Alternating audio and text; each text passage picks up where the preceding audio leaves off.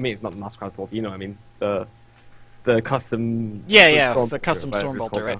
But like, it's just not. He hasn't got any good weapon options to make him actually a viable combat unit. I feel like he ends up being right. Just He can't really sustain. tangle with a strike squad. He can't stand up to the brother captain, and the operatives and infantry, the stormtroopers, are just gonna kite him around all day. Yeah, I mean they're higher than base 5 speed is pretty excellent in this matchup, really, because only the scouts can chase anything down, but scouts lose to everything.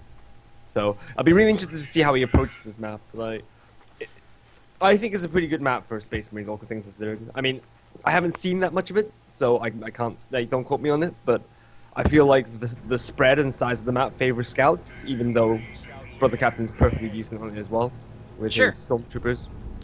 Alright, well, going out, it looks like both players capping the normal stuff.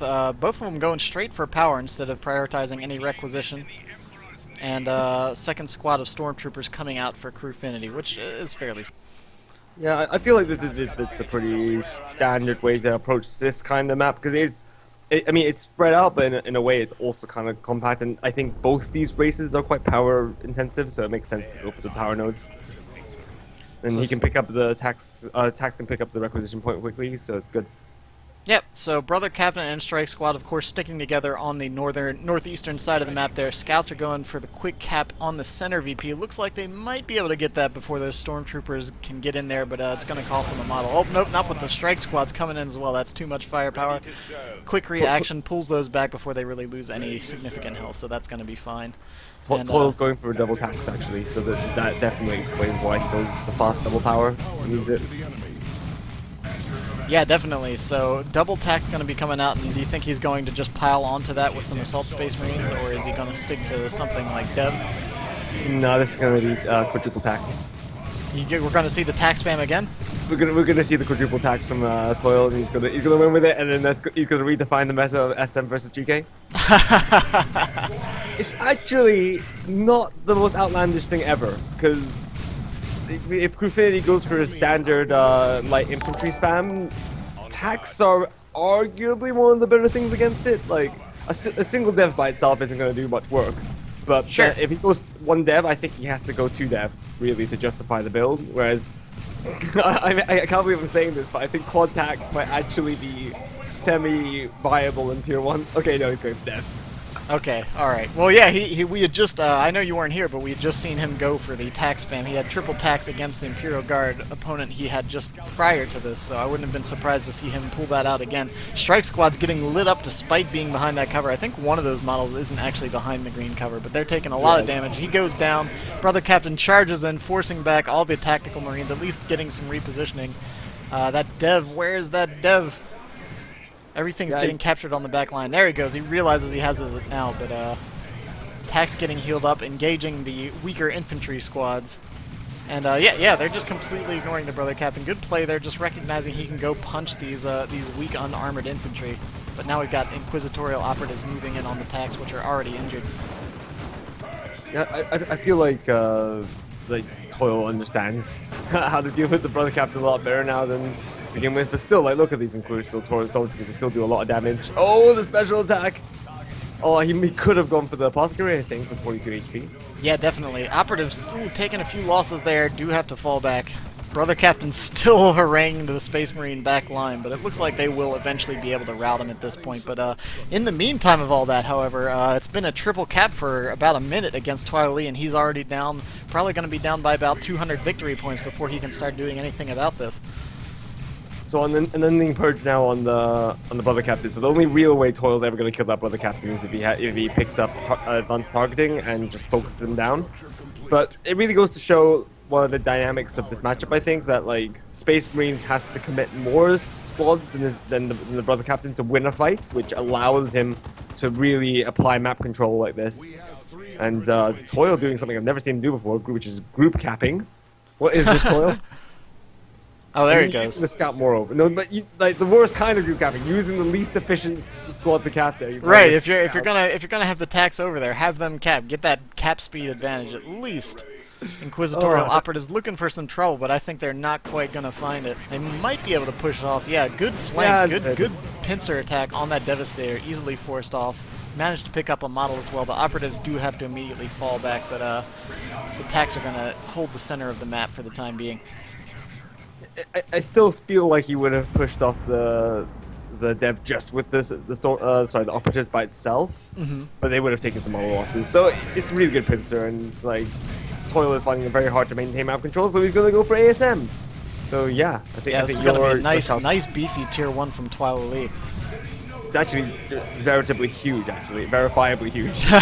Like, it's just, this is the biggest kind of tier 1 you could ever go for, and I mean, it makes a degree of sense because the Apothecary can't get anything on him to make himself useful, so may as well invest into more tier 1. Yeah, I mean, as you mentioned before, like, you know, the Apothecary upgrades early on don't matter too much, and despite having this huge tier 1, he's not really in that much of a different power situation.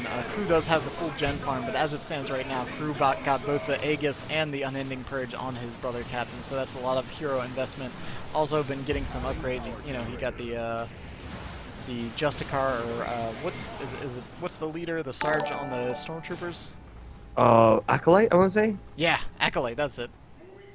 Yeah, I'm not really sure about the Grey Knights terminology, like lore, yeah. but yeah, no, it's more that, like, I believe so. The Acolyte's probably some kind of part of the ecclesiastical like formation of Inquisition, I guess. I'm not 100% sure. Right. So Scout's doing a little capping on the back line, managed to get one of those wreck points down, and is gonna keep harassing back here. I think they can squeeze down that staircase, right? Yeah. So they will be able to keep capping around. Assault Marines now jumping in, and just all the Space Marine bulk on the field now. Twin tacks, assaults as well, ripping through all that light infantry for the brother captain.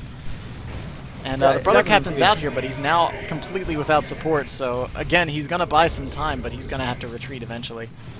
Eventually, I mean, like, the amount of disruption he can do is worth it. I mean, if that brother captain wasn't there, the attacks could be capping 2 things. They could be pressuring the power. It's silly how much time Toil has to invest if he wants to force this guy back. And now he's got an Purge active, and look, he's not even in danger. I mean, it's a big win, I think, actually. Like, it's a big win for Crew to have wasted that much of Toil's time. Right, I mean, Crew, I mean, the map overall is looking very blue right now, but he does have the full gen farm. He's got both the contested powers capped as well, so he's got huge power income. He'll be able to hit tier 2 pretty much whenever he feels like it at this point. Probably will be a bit behind on that, but his gen farm is getting pressured right now, and I'm not sure he's really going to be able to hold against this with his current army composition. The only plus side I feel like Toil has going into the mid game is that he can invest into something like double Plasma Gun and Last Cannon, and actually have a decent tier 2 transition against Grey Knights. Like, the downside if he didn't go for a heavy voltage dev, for example, is if he went like standard with TAC ASM. Your transition to tier 2 is just too slow, and he can go both Rhino and invest into his power armor, and he will just like have a really good edge against you. So it's nice. It's a nice comp, I think. Well reasoned, well thought out. Definitely. So, oh man, Brother Captain finally getting forced off there, even in a little damage potentially, or danger rather. Down to 30 HP. Let's see if those assaults manage to get a swing. They didn't quite position that jump quite well enough. Oh, he does go down. I spoke too soon. He goes down. It looks like this gen farm's going to go down as well. And really, as much as it was a boon for the Brother Captain to, you know, he's been delaying throughout this game, but we're really seeing kind of the upside of the Apothecary right now and the ability to negate that attrition that the Brother Captain allows.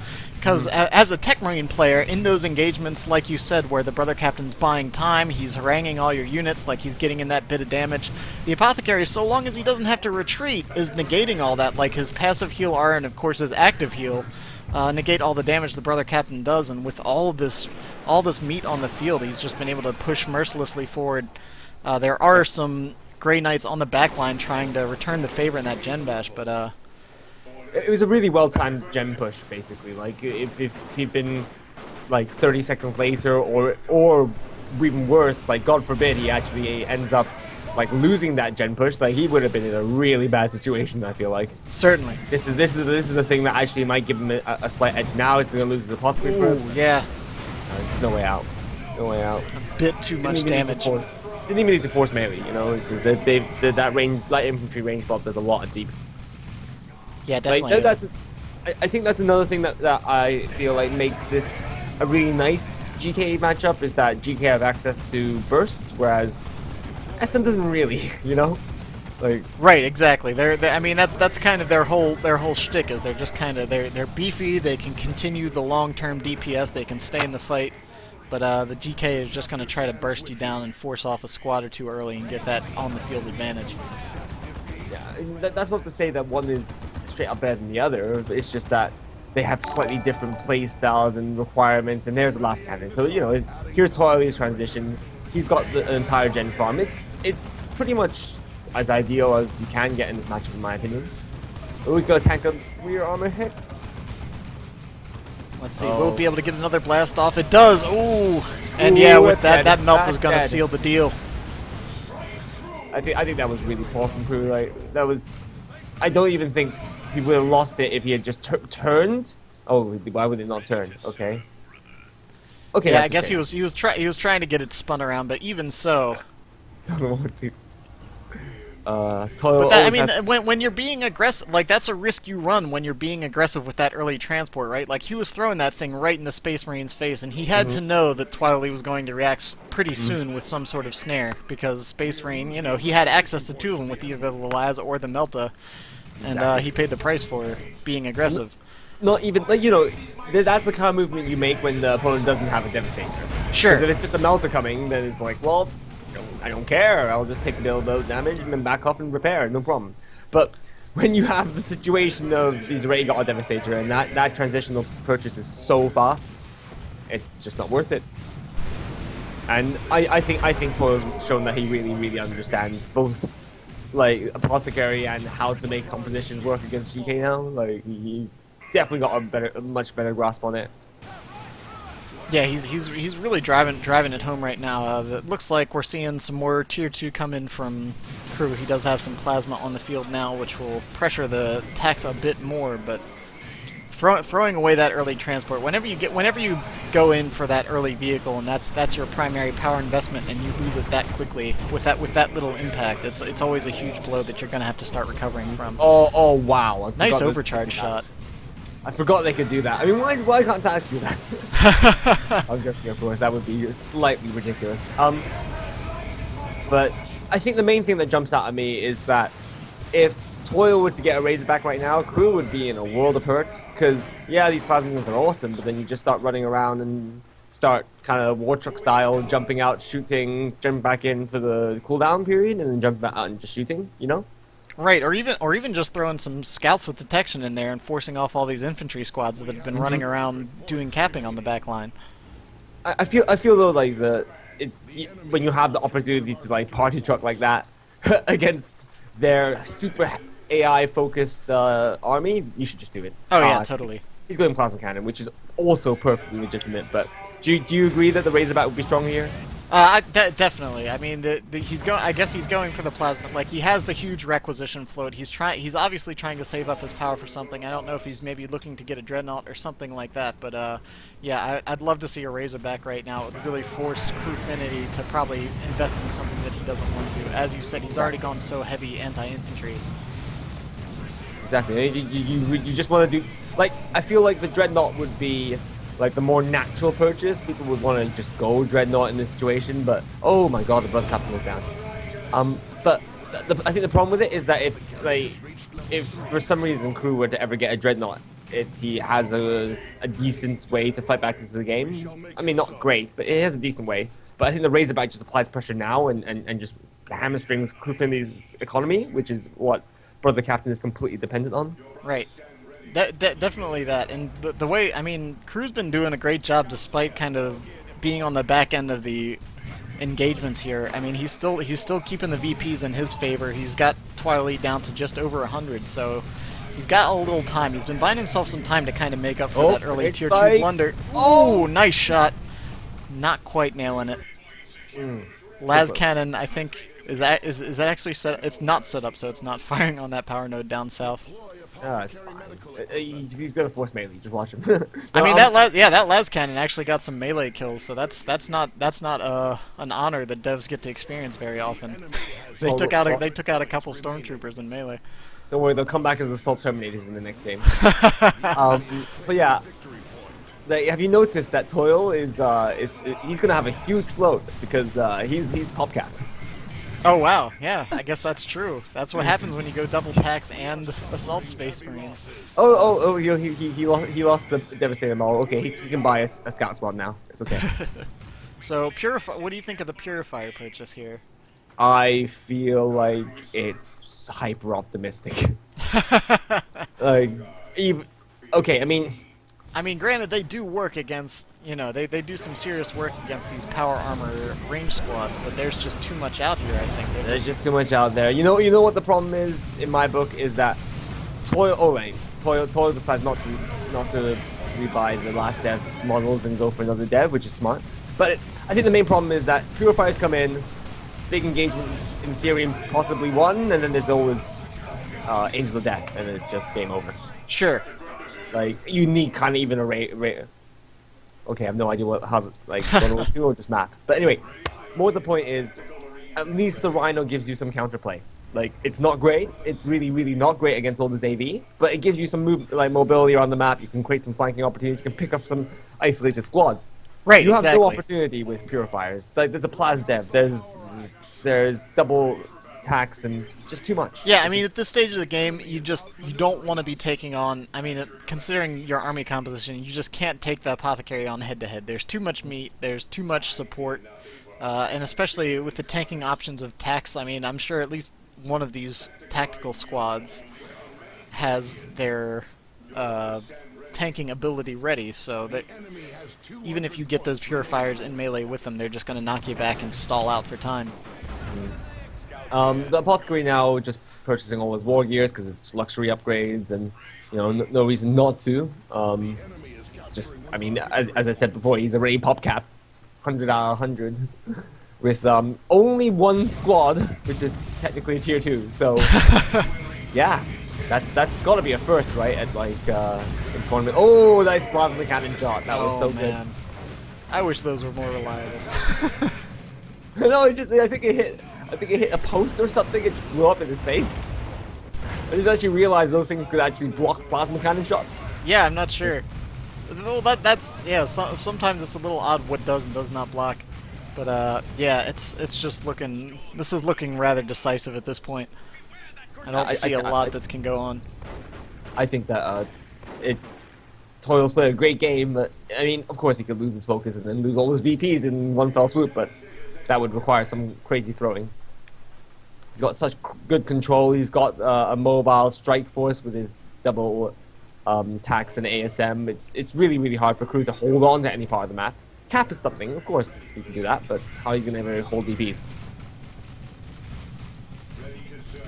But yeah, it looks like Crew's still trying to poke around and find some holes in the defense here, but unfortunately, he's gonna find there's just devs waiting. Oh, another whiff from that plasma cannon, but Apothecary coming in with that power axe, gonna start knocking these Purifiers around a little bit. Oh, nice plasma cannon shot. Yeah, I thought that was gonna nail the assault space marines, but it worked out. Yeah, Crew's just recognizing there's not a lot he's gonna do, so he's gonna pull out, gather himself, and figure out how to break this next game. I wonder. But do you know what heroes Crewfinity's brought into the pool? I'm not sure, actually. I'll have to. I normally do my research and figure out who's running what, but I forgot to do so. Because I can totally believe he was just like, I'm just gonna play nothing but Brother Captain. But who knows? Yeah, I mean that's been his go-to for quite a while now. Yeah, he's Brother Captain main these days, isn't he? So.